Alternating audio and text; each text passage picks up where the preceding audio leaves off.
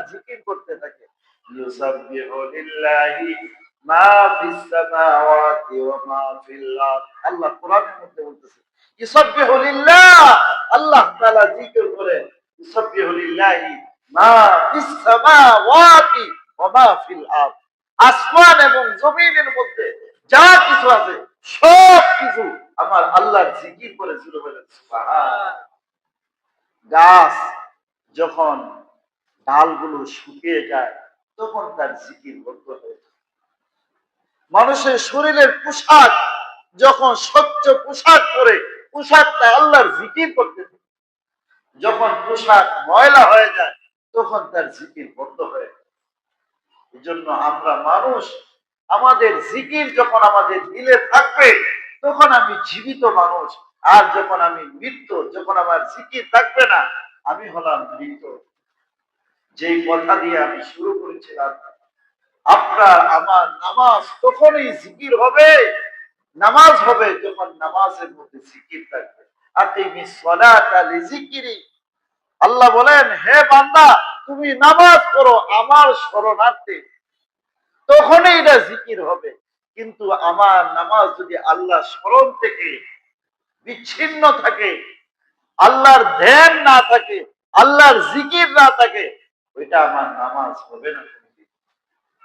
আমার হজ, আমার উঠা বসা ব্যায়াম হবে কিন্তু নামাজ হবে না। আমার হজের মধ্যে যদি আল্লাহর জিকির না থাকে তাহলে এটা হজ হবে না, এটা ভ্রমণ হবে। সুতরাং হজকে ইবাদতে রূপান্তরিত করার জন্য জিকিরের প্রয়োজন আছে না নাই?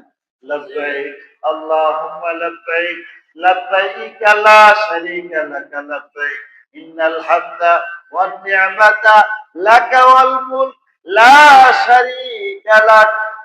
এই কি করব? তালবিয়া করতে হবে, আরো বিভিন্ন জিকির করতে হবে, তখনই ওই কি হবে? হজ আমার ইবাদত। আমার রোজা কখন ইবাদত হবে? যখন এই রোজার মধ্যে জিকির থাকবে, অন্যথায় এই রোজা উপবাস ছাড়া আর কিছুই হবে না। এই রোজা উপবাস হবে আর কিছুই হবে না। এই জন্য আমার নামাজ, আমার ইবাদত যেন জিকিরে পরিপূর্ণ হয়। শুধু আমার নামাজের মধ্যে জিকির করলাম, আল্লাহর হুকুম মানা, এটাও জিকির। ব্যবসায়ী সঠিকভাবে ব্যবসা করা, এটা জিকির। রাজনীতিবিদ সে ন্যায় ইনসাফ ভিত্তিক রাজনীতি করলে এটা হলো তার রাজনীতির আত্মা, রাজনীতির রূহ। এই ন্যায় বিচার না থাকলে রূহ থাকবে না, পৃথিবী ধ্বংস হয়ে যাবে। দেশের রাজনীতির যেই রাজনীতি, এই রাজনীতি ধ্বংস হয়ে যাবে। সুতরাং রাজনীতির মূল হলো ইনসাফ ভিত্তিক কি করা, হ্যাঁ, বিচার ব্যবস্থা কায়েম করা। ইসলামের ইতিহাসে দেখেন হযরত আলী রাদিয়াল্লাহু তাআলা ওনার বর্ম হারায় গেছে, এক ইহুদি এটা দখল করে নিছে। এখন উনি কিন্তু রাষ্ট্রপ্রধান। তখন তিনি বললেন, বিচার বিভাগের মধ্যে আপিল করলেন, আমার একটা লাঠি অমুক ইহুদির কাছে, বুঝাইতে পারছি? তখন ওনাকে বলল যে হে আলী, যদিও আপনি রাষ্ট্রপ্রধান কিন্তু এটা প্রমাণ দিতে হবে এটা যে আপনার লাঠি। তখন বলতেছে আমার ছেলে সাক্ষী আর আমার গোলাম সাক্ষী। বিচার বিভাগের যিনি প্রধান উনি বলতেছেন আপনার ছেলের সাক্ষী গ্রহণযোগ্য না, উনি তো আপনার ছেলে।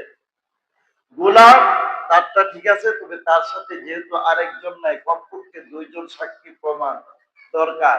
সুতরাং এইটা আপনার প্রমাণযোগ্য হয় না। এই লাঠি যেহেতু আপনি কি দিতে পারেন নাই, যথাযোগ্য প্রমাণ দিতে পারেন নাই, সুতরাং এই লাঠি ইহুদি।